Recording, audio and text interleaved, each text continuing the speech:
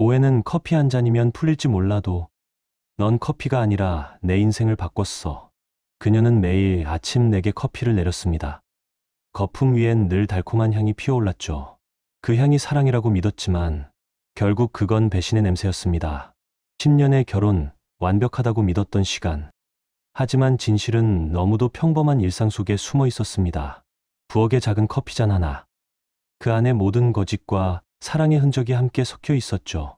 결말은 당신의 기대를 완전히 뒤흔들 수도 있습니다. 여러분의 생각은 감정에 있습니까?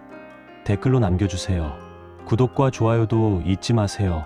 방탐정의 더블 파일과 함께 더 크고 흥미로운 이야기를 속으로 떠나보세요.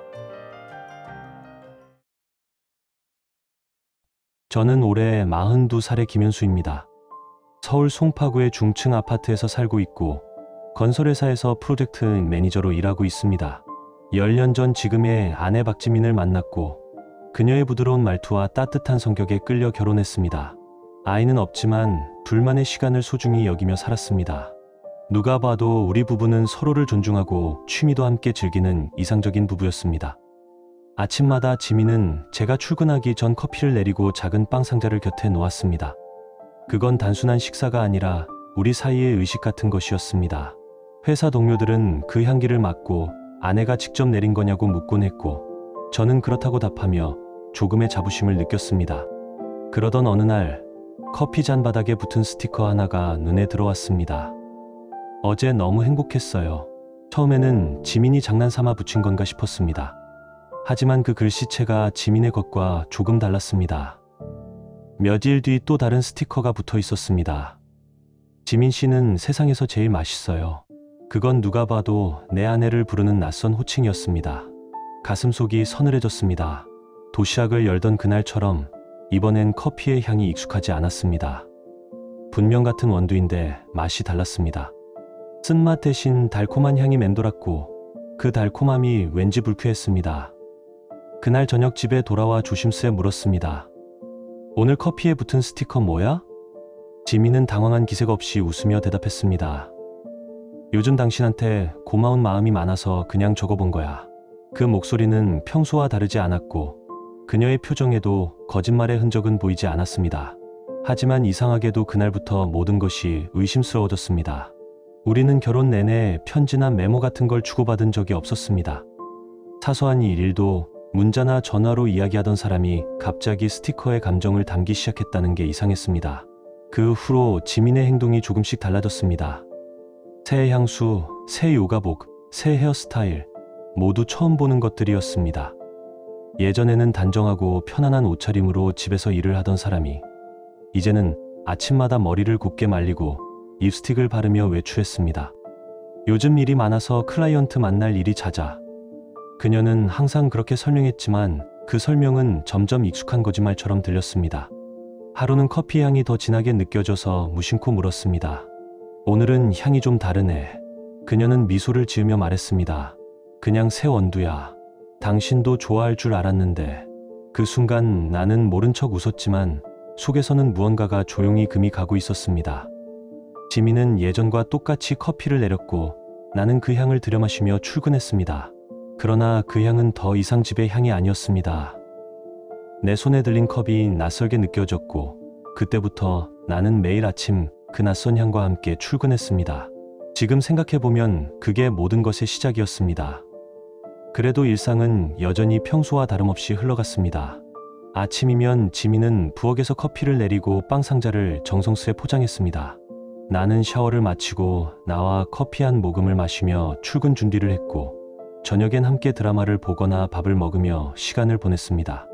겉으로 보기엔 여전히 평범한 부부였습니다. 그런데도 마음 한구석이 계속 불편했습니다. 어느 날 커피 상자를 열었는데 구성이 완전히 달라져 있었습니다. 내가 잘 먹지 않는 생강향 쿠키와 고추가 들어간 페이스트리가 들어있었고 커피도 지나치게 진했습니다. 10년 동안 지민은 내 입맛을 정확히 알고 있었습니다. 그녀가 이런 조합을 할 리 없었습니다. 회사에서 커피를 마시며 고민했습니다. 이건 단순한 변덕일까? 아니면 누군가를 위한 배려일까? 마치 다른 사람을 위해 준비한 상자 같았습니다. 그날 저녁 집에 돌아와 냉장고를 열어봤습니다. 투명한 유리병 사이에 빵 반죽과 잼병들이 가지런히 놓여 있었고 그중 하나의 뚜껑에 작은 메모지가 붙어 있었습니다. 내일은 좀 더 달콤하게 어때요? 입맛에 맞았죠? 순간 몸이 굳었습니다. 나는 단 음식을 좋아하지 않습니다. 지민이 그걸 모를 리가 없습니다. 그 메모는 분명 나를 위한 것이 아니었습니다. 가슴속에서 무언가 무너지는 소리가 났습니다. 그날 밤 지민이 잠든 후 휴대폰을 조심스레 열어봤습니다. 문자와 통화 기록에서는 별다른 흔적이 없었습니다. SNS도 평소와 다르지 않았습니다. 그렇다면 그 쪽지들은 누구를 위한 걸까? 온갖 생각이 머릿속을 스쳐 지나갔습니다. 다음날 아침, 상자 안에는 내가 싫어하는 매운 시나몬 스콘이 들어 있었습니다. 점심시간, 회사 식당에서 커피를 마시며 생각했습니다. 이건 단순한 실수가 아니다. 퇴근 후 지민에게 물었습니다. 오늘 커피에 시나몬이 너무 진하던데 왜 그렇게 넣은 거야? 지민은 잠시 멈칫하더니 고개를 끄덕이며 대답했습니다. 아, 깜빡했어. 요즘 일이 많아서 정신이 없네. 그녀의 웃음이 어딘가 불안했습니다. 나는 더 이상 웃을 수 없었습니다. 그날 이후로 나는 지민을 관찰하기 시작했습니다. 그녀의 말투, 옷차림, 출근 시간, 퇴근 후의 행동까지 모두 기록하듯 눈에 담았습니다. 메이크업은 점점 진해졌고 새 옷과 향수가 늘어났습니다. 휴대폰을 두고 샤워를 하러 간 틈을 타 다시 확인해 봤습니다. 요리 앱 검색 기록에는 매운 요리, 남자가 좋아하는 디저트 같은 키워드가 남아 있었습니다. 요리 커뮤니티에도 가입해서 활동하고 있었고 카드 사용 내역에는 식료품점 결제가 평소의 2배로 늘어 있었습니다. 둘만의 식사에 그렇게 많은 재료가 필요할 리 없었습니다. 특별한 날도 아닌데 와인과 고급 치즈가 자주 구입됐습니다. 점점 더 명확해졌습니다. 내가 모르는 누군가가 우리 식탁에 앉아 있다는 사실이. 배달 앱을 확인해 보니 이상한 점이 또 있었습니다. 지민은 내가 출장이나 야근으로 집을 비울 때마다 2사람 분량의 음식을 주문했습니다. 결제 기록이 그대로 남아 있었고 배달 시간은 언제나 밤 9시 이후였습니다. 그녀는 분명 혼자가 아니었습니다. 그날 밤 나는 결심했습니다. 지민이 정말 누군가와 함께라면 이번에는 반드시 증거를 잡겠다고. 지민의 이동 경로를 확인했습니다. 우리는 서로의 휴대폰에 위치 공유 기능을 설정해 두었는데 주로 회사와 집, 가끔 카페나 식당 정도가 전부였습니다. 그런데 최근 3달 사이에 눈에 띄게 자주 나타나는 장소가 하나 있었습니다. 집 근처의 피트니스 센터였습니다. 지민은 원래 운동을 싫어했습니다. 결혼 초부터 헬스장 얘기만 나오면 귀찮다며 웃어넘기던 사람이었습니다. 그런데 최근에는 거의 매일 오전마다 그곳에 들르고 있었습니다. 프리랜서로 일하면서 시간이 자유로워졌다고 해도 나에게 한마디 말도 없이 운동을 시작했다는 게 납득되지 않았습니다. 확인해 보기로 했습니다. 다음날 퇴근 후 헬스장으로 향했습니다. 데스크 앞에 트레이너에게 조심스레 물었습니다. 박지민 씨 여기 다니시죠? 트레이너는 밝게 웃으며 대답했습니다. 네, 거의 매일 오세요. 정말 성실하세요. 뜻밖의 대답에 잠시 당황했습니다. 지민이 정말 운동을 하고 있었다니. 그래서 더 자세히 물었습니다. 혹시 여기서 누구랑 자주 어울리나요? 트레이너는 잠시 생각하더니 고개를 저었습니다. 특별히 친한 회원은 없으세요. 혼자 오셔서 혼자 운동하고 가세요. 아, 가끔 빵 상자를 가져오시더라고요. 빵 상자요? 네, 진짜 맛있어 보여요. 한 번은 저한테도 주셨는데 그 손맛이 대단하시더라고요. 단백질 쿠키라고 하셨는데 너무 맛있었어요. 그 말을 듣는 순간 등골이 서늘했습니다. 지민이 트레이너에게 직접 만든 빵을 건넸다고요? 그녀가 누구에게 음식을 주는 사람은 나뿐이었습니다. 트레이너의 태도는 아무렇지 않았지만 그 한마디가 오래 머릿속을 맴돌았습니다. 지민은 단지 친절해서 그랬을까? 아니면 그 이상일까? 하지만 2사람의 대화를 지켜보니 특별한 기류는 없었습니다. 지민은 운동 루틴에 집중했고 트레이너는 정확히 필요한 지시만 했습니다. 둘 사이엔 아무런 터치도 눈빛의 흐름도 없었습니다. 순간 안도했습니다. 내가 괜히 의심이 깊어졌나 싶었습니다. 그러나 안도감은 길지 않았습니다. 집으로 돌아오는 길, 마음 한편이 계속 뒤틀렸습니다. 그녀가 운동을 한다는 사실보다 나에게 숨겼다는 사실이 더 이상했습니다. 현관문을 열자 지민이 평소처럼 웃으며 맞았습니다. 오늘 일찍 왔네. 저녁 금방 될 거야.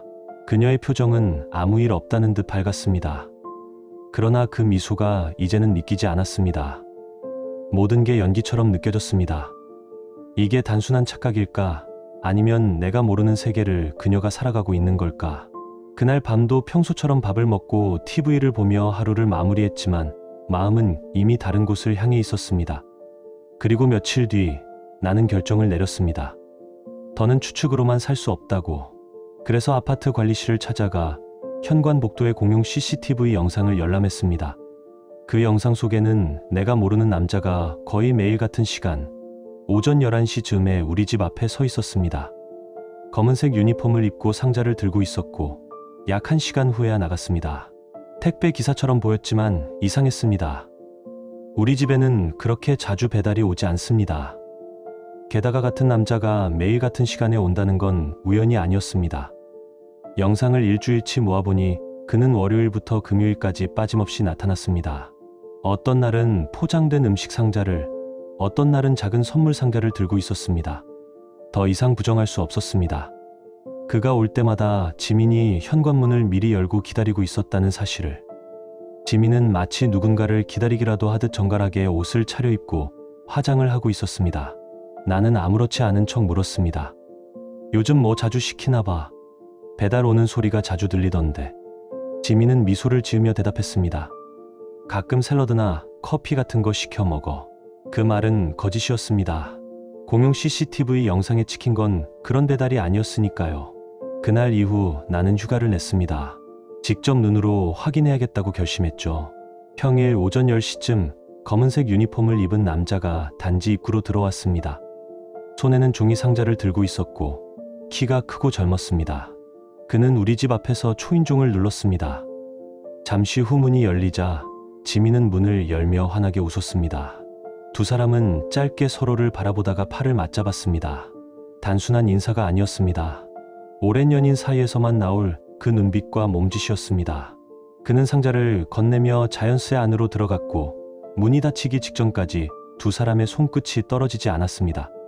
그 장면에서 나는 숨을 쉴 수 없었습니다.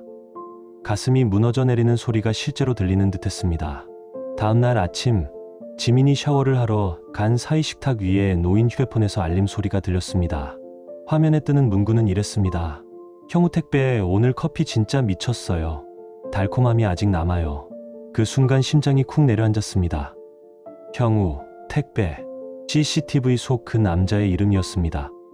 나는 더 확실히 알아보기로 했죠. 비밀번호는 결혼기념일이었기에 쉽게 풀렸습니다. 메시지함에 형우 택배를 검색하자 대화창이 줄줄이 열렸습니다. 처음엔 배송 문의처럼 보였지만 곧 사적인 대화로 바뀌어 있었습니다. 오늘 커피 정말 맛있었어요. 다음엔 어떤 빵이 좋으세요? 오늘은 집이었어요. 좀 더 있다 가세요. 문장을 읽을수록 심장이 조여왔습니다. 가장 충격적이었던 건 최근 대화였습니다. 형우 어제 너무 행복했어요. 지민 씨 커피는 세상에서 제일 맛있어요. 지민 과찬이세요. 당신이 좋아해주니 더 열심히 하게 돼요. 형우 오늘도 기다리고 있을게요. 보고 싶어요. 지민 오늘 남편 야근이래요. 편하게 오세요. 그 대화를 보는 순간 모든 게 명확해졌습니다. 지민이 매일 아침 정성스럽게 준비하던 커피와 빵 상자는 나를 위한 게 아니었습니다. 그건 형우라는 택배 기사를 위한 것이었습니다. 커피 맛이 달라진 이유도 빵에 붙은 스티커도 모두 설명되었습니다. 사진첩을 열었습니다. 숨겨진 폴더 속에는 둘이 카페에서, 공원에서, 심지어 우리 집 거실에서 함께 찍은 사진들이 있었습니다. 서로의 어깨에 기댄 채 웃고 있었습니다. 형우는 30대의 중반쯤으로 보였고 택배 유니폼 차림의 사진도, 사복을 입은 사진도 있었습니다. 그 모든 사진이 나를 찔렀습니다. 그녀는 내가 없는 시간에 그를 집으로 들였고 나는 그녀의 정성으로 속아온 겁니다. 나를 위한다는 그 모든 정성이 사실은 다른 남자를 위한 의식이었습니다. 두 겹의 배신이었습니다. 한 겹은 거짓말이고 다른 한 겹은 사랑이었습니다. 그리고 그 두 겹이 내 인생을 짓눌렀습니다. 그들의 관계는 단순한 감정선에서 끝나지 않았습니다. 메시지 속에는 명백히 선을 넘은 흔적이 남아 있었습니다. 어젯밤 정말 좋았어요. 그 한 문장이 모든 걸 말해주고 있었습니다. 진짜 상간남은 매일 오던 택배 기사 형우였습니다. 지민은 헬스장 트레이너에게 빵 상자를 건네며 내 의심을 다른 곳으로 돌려놓았던 겁니다. 완벽하게 속았습니다. 그날 밤 휴대폰을 내려놓고 한참을 멍하니 앉아 있었습니다. 당장 지민을 불러 따지고 싶었지만 참았습니다. 증거는 이미 충분했습니다. 이제 필요한 건 감정이 아니라 냉정함이었습니다. 분노로 움직이면 모든 걸 잃을 수도 있었습니다. 다음 날 휴가를 하루 더 연장했습니다. 그리고 변호사를 찾아갔습니다. 이혼 전문 변호사 김태훈 씨는 수많은 불륜 사건을 다뤘다고 했습니다. 그에게 모든 상황을 설명했습니다.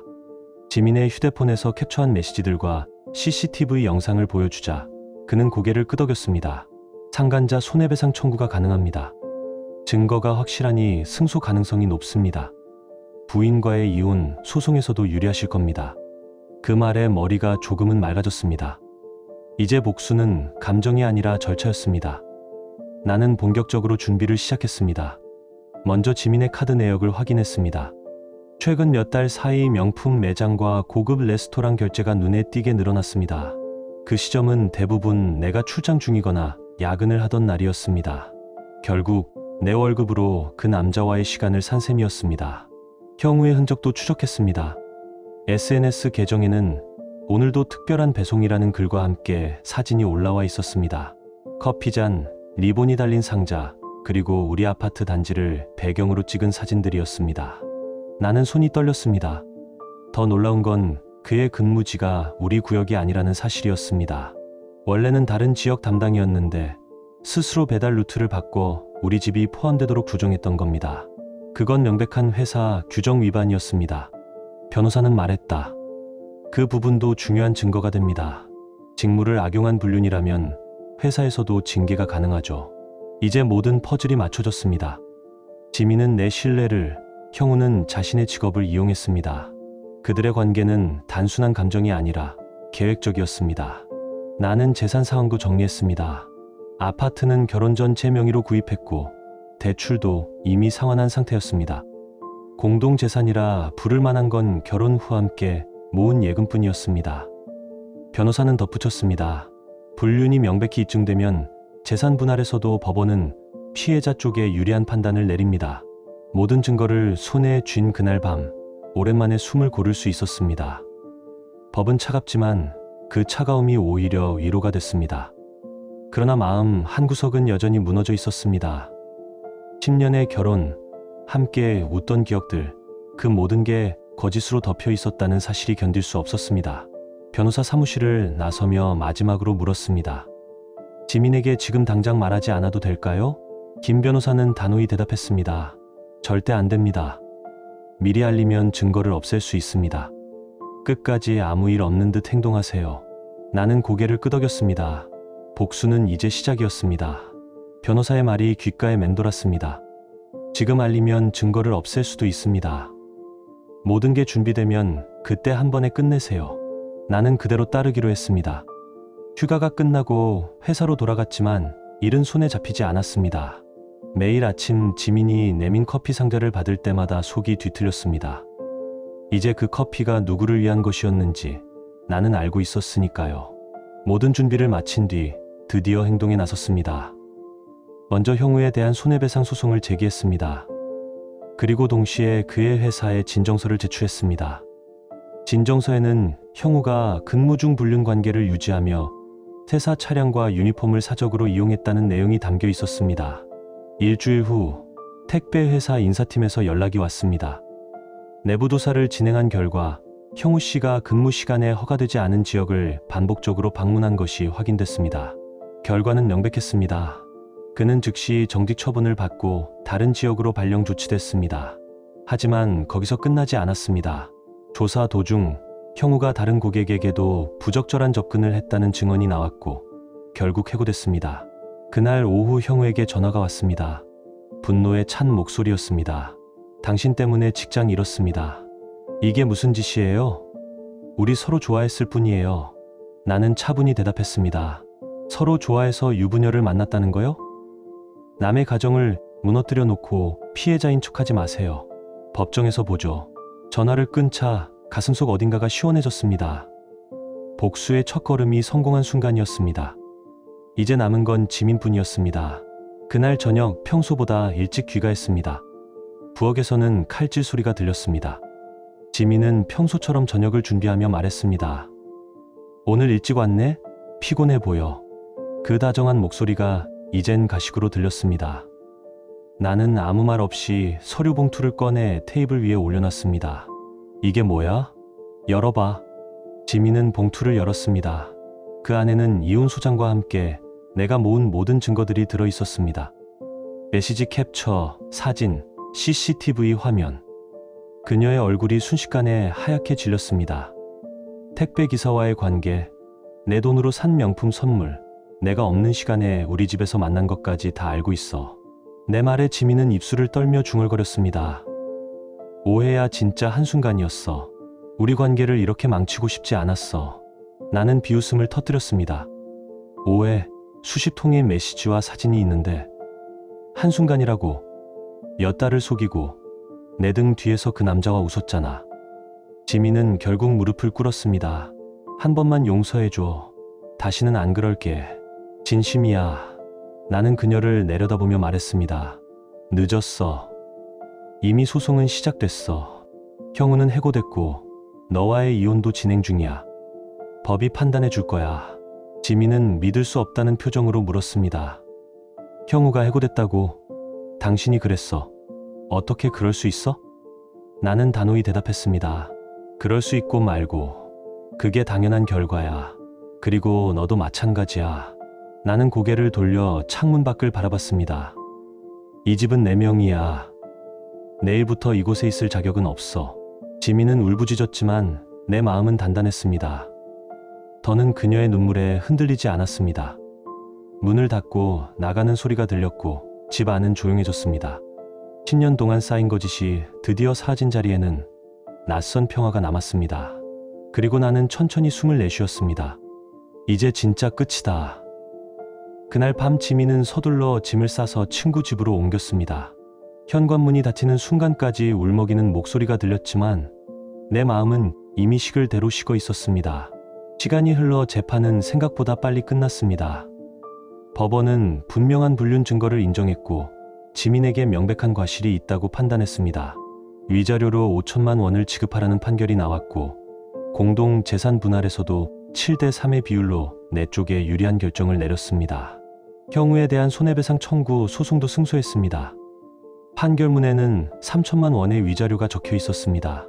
당장 그가 그 돈을 모두 갚을 형편은 아닐지라도 월급 압류를 통해서라도 끝까지 받아낼 생각이었습니다. 그에게 경제적 타격을 주는 것 역시 복수의 일부라고 믿었기 때문입니다. 이혼 절차가 모두 마무리된 어느 날 집을 정리하다가 부엌 서랍을 열었습니다. 그 안에는 한동안 잊고 지냈던 커피 필터와 작은 머그컵, 그리고 빵을 담던 작은 용기들이 남아 있었습니다. 용기 한쪽에는 스티커가 하나 붙어 있었습니다. 오늘도 사랑해요. 짧은 문장이었지만 속이 울렁거렸습니다.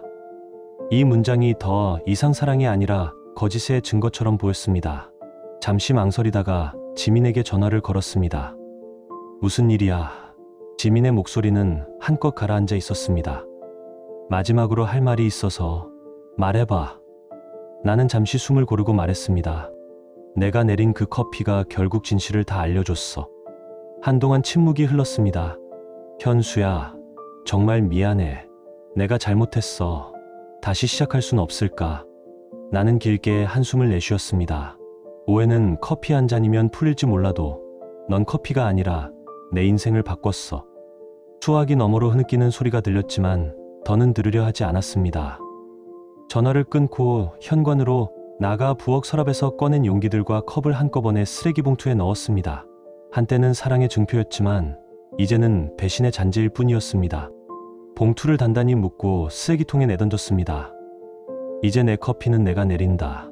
입 밖으로 저절로 그렇게 말이 나왔습니다. 다음 날 아침, 오랜만에 스스로 아침을 차려 먹었습니다. 식빵에 치즈를 올려 간단한 샌드위치를 만들고 처음으로 나 혼자 원두를 갈아 커피를 내렸습니다. 어색했지만 나쁘지 않았습니다. 적어도 이건 누구 것도 아니고 온전히 내 거다. 마시며 그런 생각이 들었습니다. 회사에 도착하자 동료가 뉴스를 보여주며 물었습니다. 어제 기사 봤어? 유명 택배회사 직원이 근무 중 불륜 때문에 해고됐다더라. 요즘 세상 참. 나는 화면을 희끗 보고 가볍게 웃었습니다. 봤어. 뭐 자업자득이지. 누군가는 지나가는 가십으로 소비했겠지만 그 뉴스는 내 이야기였습니다. 퇴근 후 집에 돌아와 창밖을 바라봤습니다. 도시의 불빛이 번져 있었습니다. 10년의 결혼 생활이 이렇게 끝날 줄은 몰랐지만 이상하게도 공기가 전보다 가벼워진 것처럼 느껴졌습니다. 배신의 상처는 쉽게 아물지 않겠지만 최소한 그들이 합당한 대가를 치르게 했다는 사실이 내 어깨를 조금은 덜 무겁게 해줬습니다. 아마 누군가는 내가 너무했다 말할지도 모릅니다. 어떤 사람은 용서를 택했을 수도 있고 어떤 사람은 모른 척하고 살아갔을지도 모릅니다. 하지만 나는 내 방식대로 끝까지 갔습니다. 감정으로 칼을 휘두르지 않고 법이라는 가장 차가운 도구로 복수했습니다.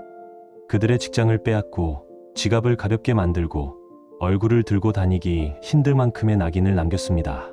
그것이 나에게는 가장 확실한 마침표였습니다.